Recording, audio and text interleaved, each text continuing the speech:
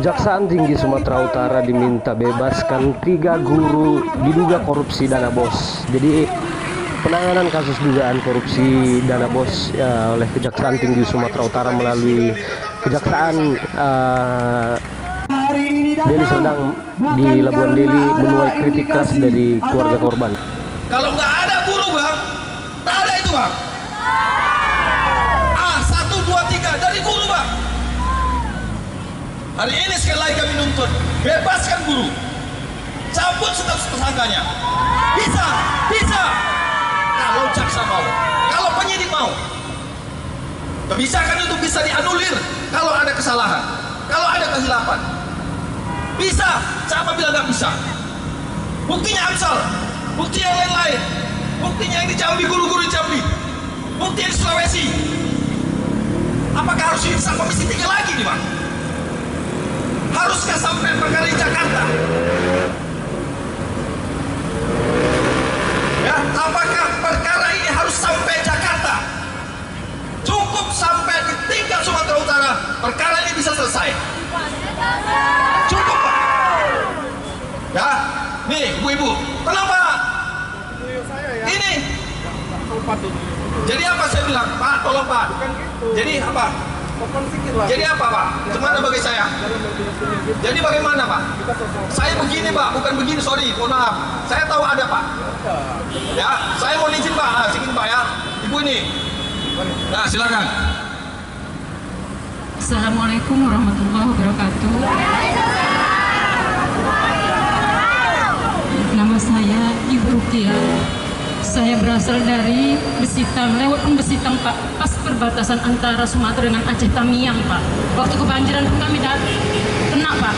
Waktu kebanjiran itu pun anak saya bernama Handriatul Akbar. Dia seorang guru honorer di Yayasan Farhan ini Pak. Waktu itu memang dia ada bilang sama saya, Mak, kami ini sering dipanggil oleh kejaksaan. Jadi bagaimana nak? Saya bilang, kami nggak bersalah Mak, kami nggak ada mengelola dana BOS itu. Itu masa itu banjir itu Pak. Dia selalu datang, tidak ditengoknya pun kami Pak, karena dia selalu dipanggil kejaksaan, selalu dipanggil kejaksaan. Tiba-tiba pada tanggal 13 Januari jam 6 sore, disitulah saya dapat kabar bahwasanya dia sudah dipegang, tidak bisa lagi keluar, sudah dijadikan tersangka di Labuhan Deli Pak. Jadi coba Bapak bayangkan, dalam situasi kami kebanjiran, belum tahu lagi bagaimana keadaan kami di sana, tiba-tiba dapat kabar berita anak yang katanya seorang guru penegak untuk mencerdaskan bangsa, hanya seorang guru honorer, berapalah gajinya Pak, dijadikan tersangka dia Pak. Jadi bagaimana perasaan Bapak itu? Ya harus kooperatif. Setiap jasa panggilan mereka datang. Setiap datang seminggu sekali tiba Bapak tahu BAP seperti itu. 6 bulan berjalan, tiba-tiba mereka dipanggil kita, langsung ditetapkan sebagai tersangka. Padahal laporan awalnya itu sebagai saksi. Saya mohon Pak, saya tidak bekerja, suami saya yang bekerja Pak. Dia telah membunuh saya 3 bulan lebih Pak. Saya ditinggalkan, suami saya di penjara. Saya memohon kepada Bapak, tidak lanjuti kasus ini Pak, bebaskan mereka. Saya minta tolong Pak, bebaskan mereka Pak. Kami sudah mengumpuli bukti-bukti Pak. Itu Pak, yayasannya baru Sabtu semalam menjadi tersangka Pak. Mereka udah 3 bulan Pak. Kenapa nggak dari awal aja mereka jadi tersangka? Kenapa baru sekarang? Kenapa? Karena kami di sini Pak. Saya nggak tahu prosedur Bapak, saya nggak ngerti hukum. Tapi kenapa yayasan yang sekarang baru jadikan tersangka Sabtu semalam, mereka bertiga Pak, 3 bulan Pak meninggali kami, tidak bersalah Pak. Saya istrinya saya tahu ya, Pak. Tidak tahu maksud saya Bu, boleh saya tanggapi? Sekali Pak. Ya. Ini terakhir Pak. Minta tolong kami Pak, tindak lanjut kasus ini Pak. Sekiranya mereka tidak bersalah Pak, banyak bukti yang kami kuatkan Pak. Tolong Pak, bebaskan mereka Pak. Surat buat mereka, bebaskan. Untuk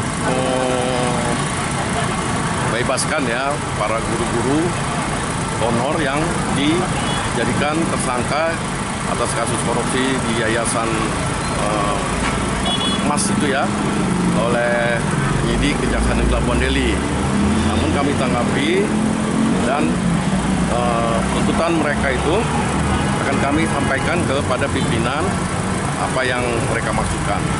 Jadi kita menunggu pimpinan dalam kasus perkara ini, apakah bisa dipenuhi tuntutan masyarakat dan keluarganya untuk kepada 3 guru tersebut. Terima kasih banyak, Pak. Ya.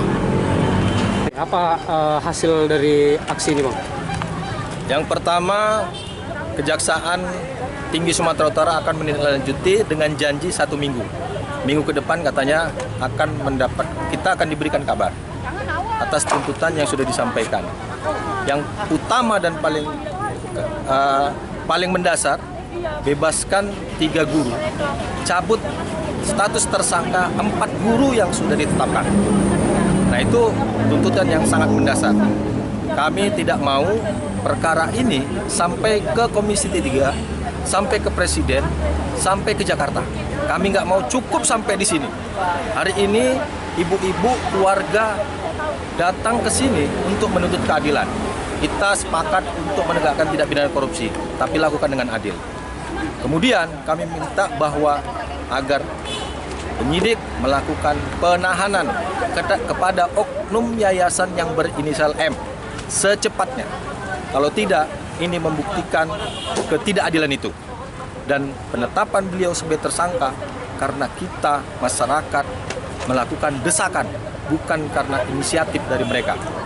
Ini yang perlu kita ketahui masyarakat umum, bahwa hari ini ada 4 orang guru yang ditetapkan sebagai tersangka dan kita duga ini menciderai profesi guru yang sangat berjasa di negara ini. Kalau terkait penetapan dari guru yang menurut Abang itu seperti apa, Bang? Bisa diceritakan sedikit? Jadi pertama yang ditetapkan sebagai tersangka itu 3 guru dan langsung dilakukan penahanan. Maka kita tanya tadi, kenapa Mr. M tadi, yayasan Itu tidak izin, Bang, di tanggal berapa, bulan berapa, Bang? penetapan tersangka terhadap guru ini langsung penahanan itu di 13 Januari 2026. Langsung ketika tetap tersangka, langsung dilakukan penahanan.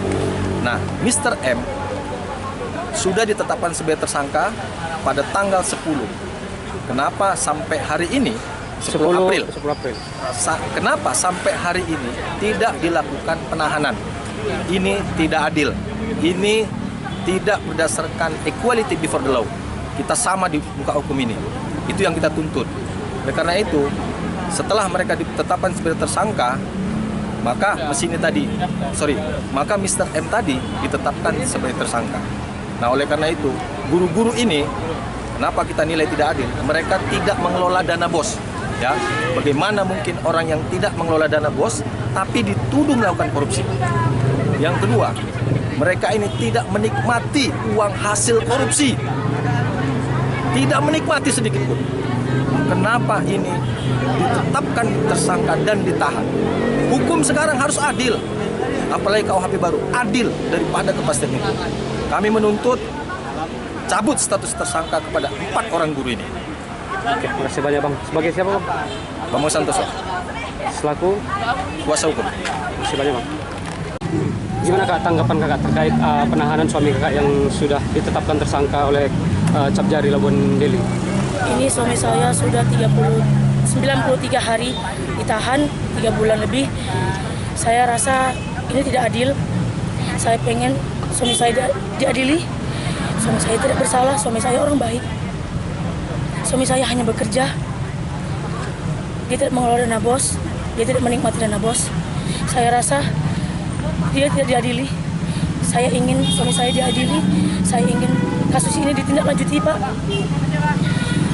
Saya rasa mereka keadilan ini tumpul ke bawah, tajam ke atas, Pak. Sampai sekarang ini belum ada kejelasan, belum ada perkembangan atas kasus ini. Jadi yang Kakak sampaikan tadi, Kak, kira-kira gimana perasaan Kakak, suami Kakak ditetapkan tersangka? Saya sedih, Bang. 3 bulan saya lontang-lantung di luar. Saya tidak bekerja. Suami saya yang bekerja. 3 bulan hidup saya susah. Saya tidak tahu apa. Saya sedih melihatnya di sana, Pak.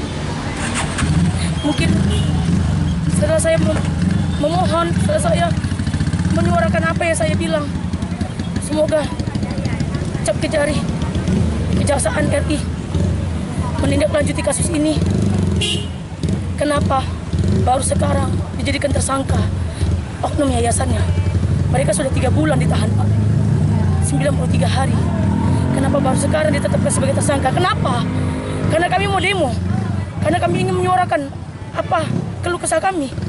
Selama 3 bulan, Pak, dibiarkan begitu saja mereka di dalam. Tidak ada penanganan. Tidak ada tindak lanjutan. Tidak ada perkembangan. Kami sudah menyuarakan bukti-bukti. Kami semua sudah mengeluarkan bukti-bukti. Dari awal BAP, suami saya sudah mengeluarkan bukti-bukti semua bahwasannya memang dia yang mengelola dana bos. Dia menikmati dana bos. Kalau memang jaksa hanya menetapkan mereka hanya karena administrasi, mereka juga sudah menjelaskan administrasi itu oknum yayasan yang memerintah, mereka yang menyuruh mereka. Nah, buat kerjakan seperti apa yang saya perintahkan. Kira-kira apa harapan kakak untuk khususnya Presiden Prabowo lah?